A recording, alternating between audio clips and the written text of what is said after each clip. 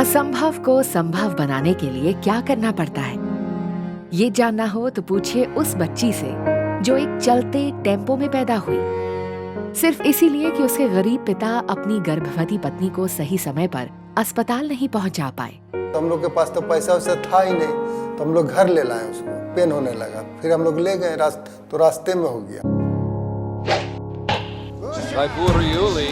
Deepika Kumari follows up back-to-back 10. What a victory for Team India. किसने सोचा था कि सड़क पे चलते वाहन में अकस्मात पैदा हुई ये बच्ची एक दिन वर्ल्ड नंबर 1 तीरंदाज बन जाएगी। यही नामुमकिन सी दिखने वाली सच्ची गाथा है पद्मश्री दीपिका कुमारी की।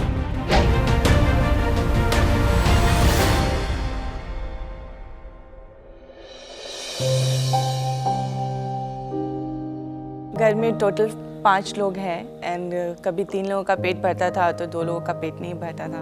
कभी सब्जी खरीदने के लिए हमारे पास पैसे होते थे तो कभी नहीं होते थे। मैं हॉस्टल में रहूँगी, सब कुछ फ्री ऑफ कॉस्ट मिलेगा तो एटलीस्ट मेरे घर का एक बर्डन कम होगा और वो लोग अच्छे से रह पाएंगे। रिकर्व बो मैं पहली बार उठाई थी तो मैंने वैसे ही एक कंपटीशन में पार्टिसिपेट किया था। फर्स्ट प्राइज मिला था 500 रुपये का। दीपिका जल्द ही अंतर्राष्ट्रीय प्रतिस्पर्धाओं में अपनी धाक जमाने लगी। कुछ ही सालों में ग्लोबल लेवल पर 6 गोल्ड और 11 सिल्वर मेडल्स जीतकर दीपिका कुमारी ने खुद को वर्ल्ड नंबर 1 के खिताब पर काबिज कर लिया।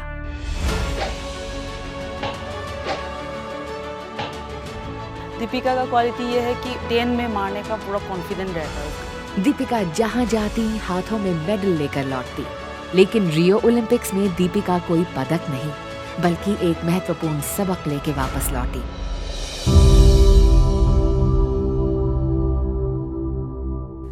रियो ओलंपिक हारने के बाद मैं बहुत दुखी थी। दीपिका को हम लोग फोकस कर रहा है कि हर शॉट में कौन सा मेंटालिटी पे वो शॉट कर रहा है। दीपिका के कोच ने उन्हें इस हार के सदमे से उबरकर भविष्य की तरफ ध्यान केंद्रित करने के लिए उकसाया।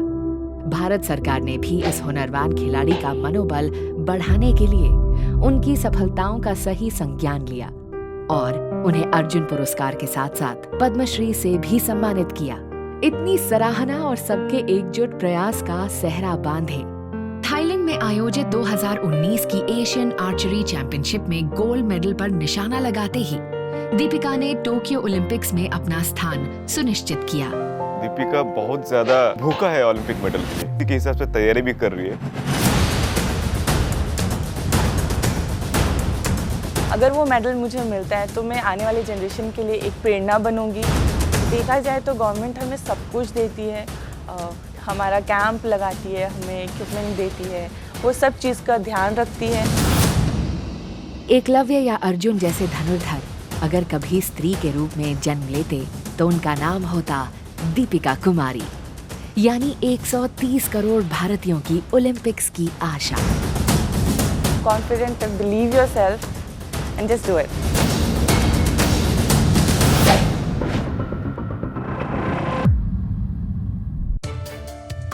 સતત 24 કલાક સમાચાર જોવા માટે ડાઉનલોડ કરો ETV ભારત એપ।